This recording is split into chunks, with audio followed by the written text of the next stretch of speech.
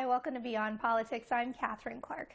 Quebec Conservative MP Steven Blaney was born in Sherbrooke, Quebec to parents who were teachers. He became a successful civil engineer before a lifelong interest in politics crystallized in a decision to run provincially in 1998.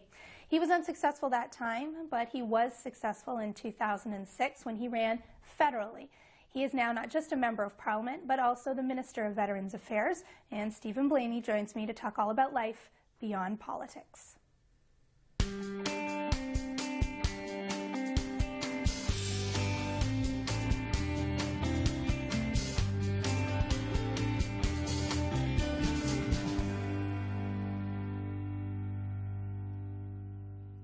Steven Blaney, welcome to Beyond Politics. It's a great pleasure to have you here. It's an immense privilege to be on your plateau. Well, you know, it's always particularly fun to interview people who are actually very happy to be here. So, you were born in Sherbrooke. I was born in Sherbrooke in 1965, actually. That's true. What were your mom and dad doing there at the time? Well, my parents were both were teacher. My father was did many things. He was all related to wood industry at that time.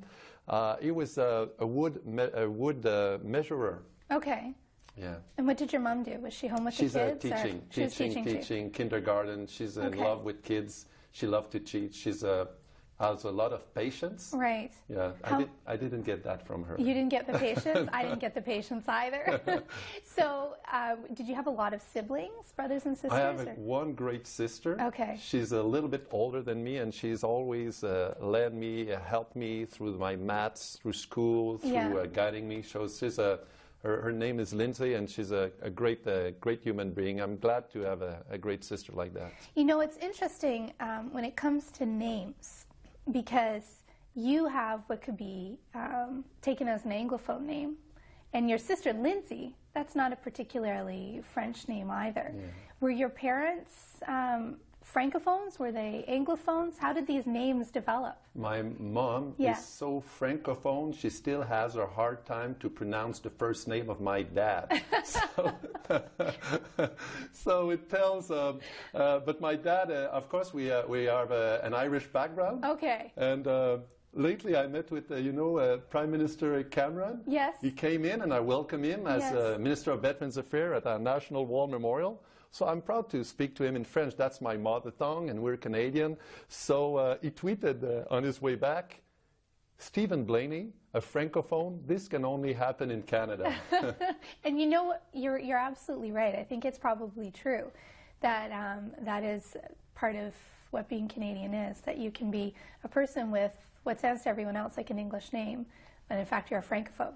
So. My father was speaking English when going at school, and it's a time where there were less Irish, more French-speaking Canadian. Yeah. So it was tough for him. So he really wanted us to be fully integrated into the Quebec society. So that's why I learned English later, and that's why it's. I get the message through, but it's not I'm not as fluent as I could be. Is super. So when did you start learning English? Through school, and I went at high school at Glendon College, and actually I like music, and I would listen to Elton John's song and learn them by heart. The what have I got to do to make? So it's kind of so I repeated it. I would read it, and then I would. Would you really? That's a perfect way to learn. Except that your speeches might be peppered with a little bit of Elton John here and there. Well, it certainly would get some attraction. Yeah, I bet. So, how did your mom and dad meet then? Well, that's a pretty good question, Catherine. Actually, they met in 1957.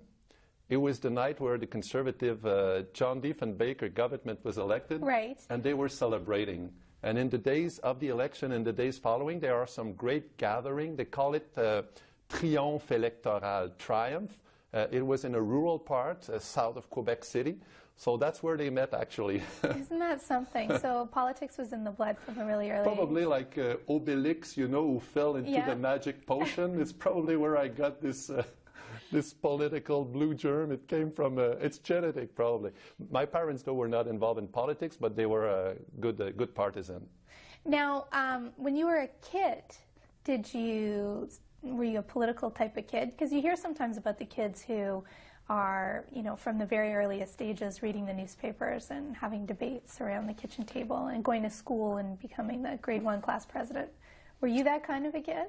Well, I've always been interested into politics and fascinated by the prime minister, the premier, where our society is going. Of course, I'm a Quebecer, so we feel important. Our language is important, our culture, and I feel it's important to promote this great culture and language. And I'm very proud. I'm very proud Quebecer, actually, and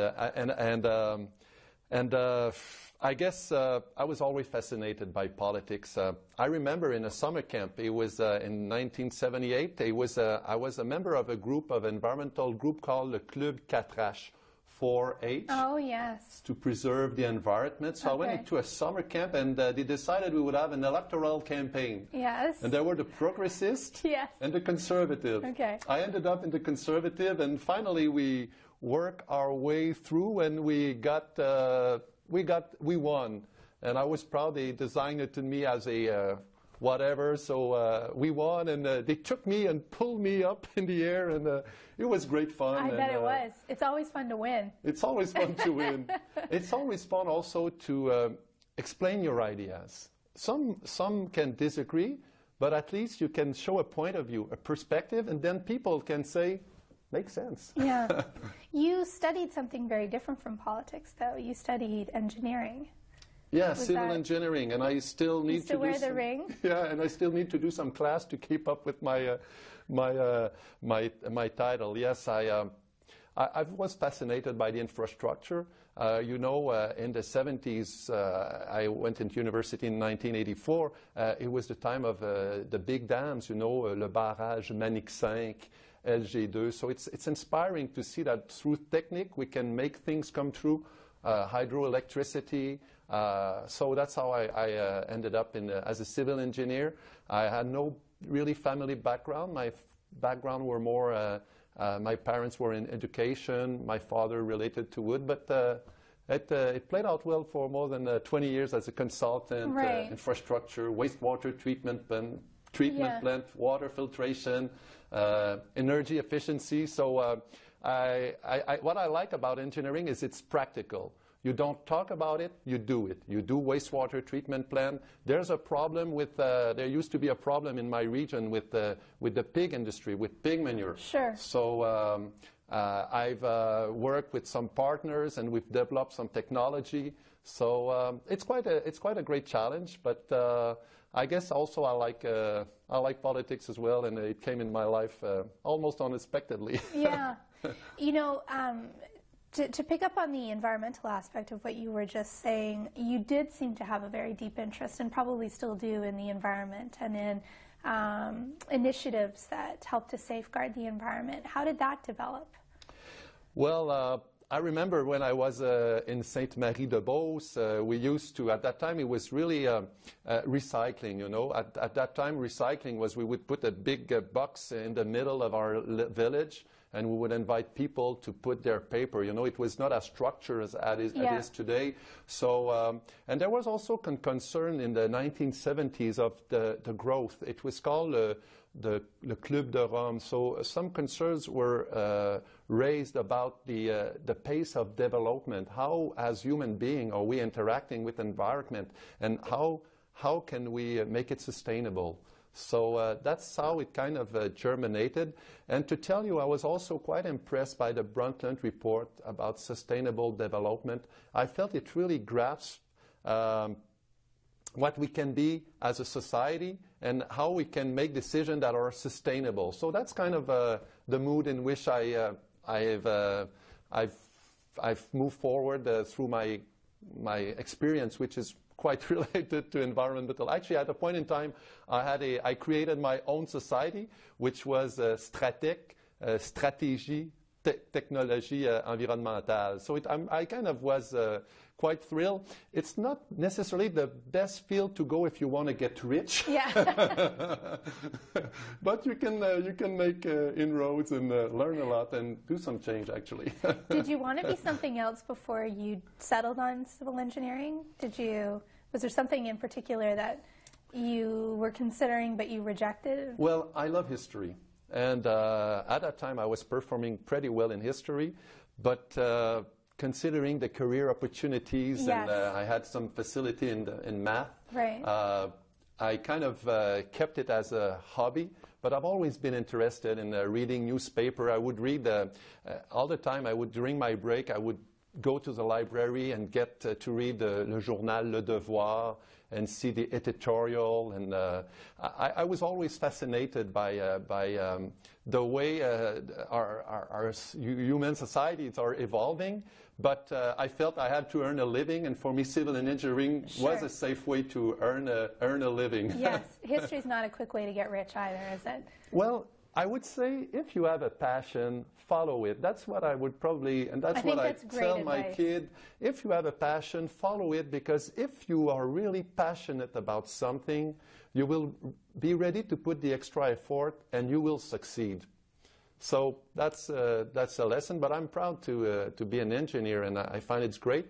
And probably there was a challenge for me, but obviously history, and actually now, Catherine, I happen to be privileged to be in charge of Veterans Affairs, and most part of it is related to our history as Canadian. Right. And it's a life-changing experience. I'm sorry I jumped to it. No. I think, and to take a step back, actually, you talked about how you got into politics, that it was something that you weren't really expecting, that it just kind of came along. And yet, you ran first provincially. It wasn't successful, but you ran provincially. What was the difference for you between running provincially and then running federally? Was there a big difference in how it felt or how the campaigns transpired? Well, I have gotten involved in students' association and in some engineering society. In 1988, I grew up in Beauce, and there has never been a candidate for the then ADQ Mario Dumont party. And what I like about Mario Dumont's party was fiscal responsibility. You know, I was concerned as a young dad to see our debt growing. So I ran in 1998. I was quite, my expectations were low, but that's how I convinced my wife actually to run. I told her. You told her you weren't going to win? Well, I told her that it should be a 1-month experience. Okay. So basically you told her you weren't going to win. Well, but still at the end of the day, on the election night, yeah. You expect to win. Right. And you don't run to lose. So. I really was there for a win. It was a $3,000 campaign, but I learned everything: debate, communication, fundraising, benevolent, working with volunteer, strategy. So it was a wonderful, spectacular school, and actually I learned how to work with media. And I remember at that time I would do some debate with the then Liberal and PQ member, and being just treated as an equal was for me a big breakthrough and a real success. On election night, I was happy, but also you're a little bit, you have some deception, because the ideas you carry, you really feel it can make a change, and you end up really to believe in what you do. Otherwise you wouldn't do it. You know, you seem to have such a positive and optimistic approach to everything that you do. I mean, you have a very positive aura to you. So is that what helped you decide to stay in politics and give it another try? Because for a lot of people, a loss is devastating, and you don't really get over that. Oh, actually, for me, it was a great experience. And from day one, I knew, but what I did not realize is how helpful this campaign, where I ended up third, which for me was a moral victory, was key to my winning in 2006, because then I would say I really went for, I called a big thing. Running federally was not that much different from me from running provincially, but moreover, it was really, this time I would say, ready to give it all. And what about your wife? You'd had 8 years to convince her. on the Well, actually, we had some discussion in between for some potential potential opportunity that may arouse, but that that we decided that I would not go. But in 2006, I think she really felt it was something really, really, really important for me, and actually on election, she let me run in 2006, and Marie, my wife, she's wonderful. She let me run. She was probably more aware of what I was going into. And on election night on 2006, then I had to tell her that our life would probably change, because now we could feel this human's wave of sympathy that our campaign was dragging. We have to remember it was 2006. Prime Minister Harper had a great campaign. He was very popular. And at a point in time when I was meeting young voters, 18, 20 years old, say, Stephen, you're Stephen Harper candidate. We're going with you, Conservative. Let's make a change. You could really feel something was happening, something big. And actually it ended up with I wouldn't use a landslide, but a 10,000 majority. Yeah. In Quebec, with Conservative is something I feel really proud and grateful from the constituent of Lévis-Bellechasse as well. How old were your kids at the time? They were young. They were still kids. Yeah. Alexandra was around 5, and William was around 8 and 9. So, did they campaign with you? Not much, actually. They were quite young, so we tried to keep their life going as we tried to keep it a little bit. They didn't get that much involved at that time. Right. Was your wife Marie involved? Marie, yes, she's always been involved and supportive, and she would say, I would say she would be the anchor and the fort where she would keep the family going as I would be involved. And that's quite the formula we've used since then. It's now been more than 7 years. So Marie is really the rock of our family. Yeah. Does she work outside of the home? She does. She does work. Wow. She's a mediator. She has a great... Then she's perfectly trained for this kind of business. She is. Yeah. Well, she's of great advice. She's got great emotional skill. She has a sound judgment. So I always rely on her for important decisions. Yeah. I wouldn't say I always follow her advice. I probably should, but I do. You've had a lot of elections since 2006. Yeah. Did you, when you went into it, did you expect it to be this way, that you would, I mean, it was a lot of work over those few years until this majority government now? Well, I always say you don't buy an election. If you win it, it's because people trust you. And for me, politics is about trust. There's trust, then things can happen. So yes, it has been a very busy year. But I can tell you on the last election, when we got a majority, we certainly would have been happy to have a much more great result in Quebec. But to see that this long walk of our Prime Minister and our team to make it come through, I think is a great accomplishment, and I'm very proud. And as I mentioned, the people of Lévis-Bellechasse, they are hardworking people. They are farmers. They are professional. They are a lot of manufacturing industry. They are proud people, and it's a great honor for me to be here in the House on their behalf. It's a great gift that they are allowing me to do, and I would say the most important thing for me is to stay authentic. I think that's what people are expecting, and keep your 2 feet down on the earth. You know, constituents sometimes get a little, they're both pleased and a little concerned when their MP becomes a cabinet minister, because it can mean that they're out of the riding more. And you talk about keeping your feet on the ground and really knowing your constituents' issues. Have you found it tough as a cabinet minister to also be in the riding, looking after your...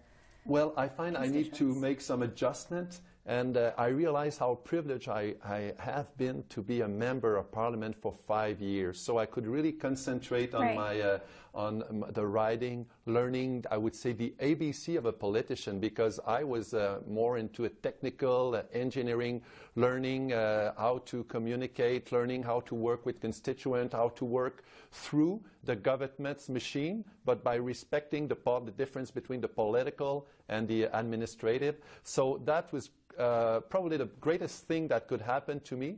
And then this great challenge I was referring to. But yes, I need to strike a balance between, I would say, my duty as a minister, the writing, my family as well, and myself. I think it's always to find the balance. So it's a daily struggle, juggling act too.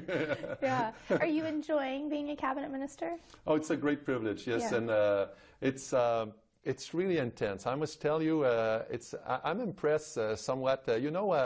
Of course, the politicians really don't get the big necessarily trust for some reason that are justified. But I'm impressed to see my career, whether all politicians, are there because in some way they want to make it better. So yes, I'm impressed, and I'm glad I'm in good shape. I was at the gym this morning. Were you?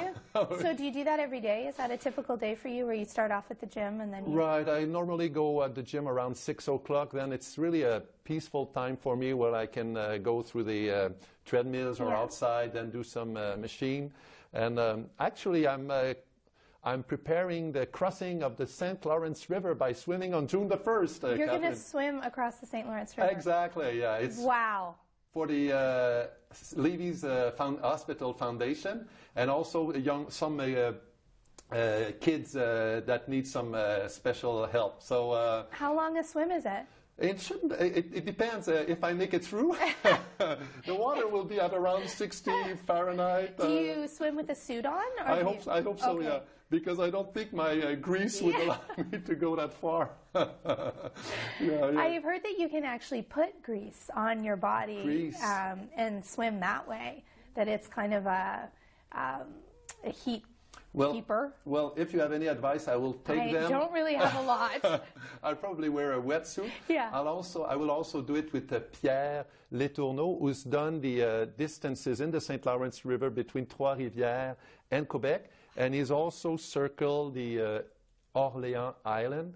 So he's skilled. He knows how to swim in the St. Lawrence River. And the foundation came to me, and do you have any idea where a challenge? And I've always liked swimming. Actually, I swim here every week in the swimming of the Château Laurier. Is available for parliamentarian with Monsieur Lafontaine, who is the former coach of the Olympic team. So I have a good coach. I have a good assistant. And actually, I will invite everyone to come with me and do this challenge. Actually, it's not official yet, so you may keep it for you and I. Okay. But we'll make it public. I'll keep it for us. No problem. No one will know. Are you worried about it? I would be really worried. Well, I think... Because I don't mean to freak you out, but there are sharks that have been reported in the St. Lawrence. No, but it's cold. It's a long way. You're really brave. Well, I'll tell you, I feel more the sharks we find on the House of Commons than the St. Lawrence that's fair enough. That's fair enough. Well, actually, it's probably like politics. It's about preparation. So Pierre Lafontaine will do me some training, and the distance might not be that long. It might be less than 2 kilometers, and we have to choose it between the time that the St. Lawrence River, because there are tides. Yes. So you really have to find. They call it the tipping point, and then you can go swiftly. So we will do it from Quebec. Well, my riding is just in front of the Château Frontenac. So can you imagine? It will be another dream come true, and you'll be more than invited. Thank you. You can come also on a boat with a glass of wine. Yes, and say, maybe that sounds a bit more civilized to me. So give me an idea then of what a typical day is like for you, because you say you start at the gym, you're training to do this swim. You have big responsibilities as a cabinet minister. Do you have time off during the day where you're able to get things done for yourself, or is it really go type of? Well, a typical day for a cabinet minister is really designed, I would say, during session around question period, because we have to prepare during question period, and in the morning we do then some small meeting at cabinet, and after question period. So it kind of takes most of the day, I would say, in terms of the agenda. So that's my typical day. So I'll go after this interview this morning. I will go back to the office, do some cabinet stuff with my team, and at night sometimes that's a time I enjoy. At home, I bring some, because veterans are writing to me. Veterans Affairs is certainly one of the departments where individual Canadian veterans or friends of veterans write to me about their concern, about their requests, about their wishes. And so normally at night I do it. I respond to veterans. And I work with a great team who really wants to give an answer to the veterans and take the time to acknowledge his concern and address it in the best way we can. So I must tell you, we have hundreds of letters of veterans, I'd say almost per week, who are writing to me. So I keep on the tradition that was started by my veterans to answer them directly. That's great, and probably very much deserving. I mean, for people who've served the country. And that's the least we can do, and I can tell you, we are at the eve of great events now. Next year will be D-Day, and we still have the privilege as Canadians to have Canadians who've been there, who've been abroad, and who are still alive, who are still with us, and who have wonderful stories. They are treated as heroes abroad. I think it's a great opportunity we have to pay them the tribute and get to know their story. And that's that's an important part of my mandate. And as I was referring to you, this morning they talk about North Korea developing the nuclear bomb. Well, those guys 60 years ago, they were in South Korea. They protected South Korea. And today we have Samsung, Kia, Lego, LG, Hyundai. All South Korea is an economical miracle thanks to those Canadians who went abroad. So this is really inspiring. I don't want to hijack the interview, but I felt a great privilege when given to me, and I can tell you I've been through the country, and it's really close to the heart of Canadian. Canadians are very careful about the way we are dealing with our veterans because they acknowledge their great contribution. Yeah. What's the best part about being an MP for you? People. It's great to meet people and share ideas and work for people and actually deliver for your people, whether it be infrastructure, whether it be streamlining some administrative process. So when we can make a difference in the life of people, so have people in the riding, they're doing wonders every day. And sometimes when the people come at an office riding, it's often the last resort, the last recourse. So we try to be fair and see in any way how we can be of any help. So that's quite rewarding for my people and I. And tell me about how you help your kids to understand that despite the fact that you're away a lot, that this is a worthwhile job. Well, my kids now, they grow up and they are getting more involved. Like on July 1st, my son was playing with his band in a parks, and so it was their first appearance, and that was quite exciting. And then he's brought all his fan club. And they're preparing another show on this July 1st in Lévis. So they're getting much more involved. And still, this is always a challenge for anyone who has a family and some professional responsibilities. But I must tell you, for our family, my wife, Marie, is playing a wonderful role because she has a professional career. She's really handling it during all those years, actually, because the kids now are getting quite grown up. So sure. She's been my best ally and certainly the most important vote. Sometimes if I get her vote... if you don't get her vote, that's the bigger problem. Oh, then we'll need to talk. I really appreciate you being on the show. Nice. It's been a great pleasure to chat with you, and I thank you for taking the time because I know as a cabinet minister, not just as an MP, that it's a very busy schedule. So thank you. It's a privilege to be with you, and I wish you well, and hopefully we'll see you in politics. I think you could do a lot for our country. Oh, well, that's kind. If not, I'll see you at your swim. Okay. I'll watch out for word of that. Thank you.